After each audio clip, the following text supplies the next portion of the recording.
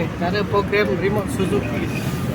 Suzuki Swift, Suzuki Tara ni yang lama. Ni yang baru. Atau yang ni. Apa tu? Jadi terbuka dulu pintu belah sini. Okey, buka. On off sekali. Satu, dua, satu, dua, tiga. Satu.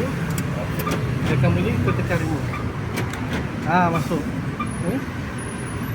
Ni yang baru. Okey, ni yang lama, ni yang baru.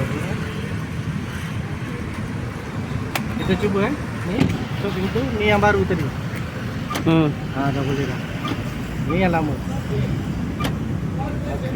Alhamdulillah, ni kunci dia boleh start. Alhamdulillah. Okey. Selamat mencuba. Okey. Dah.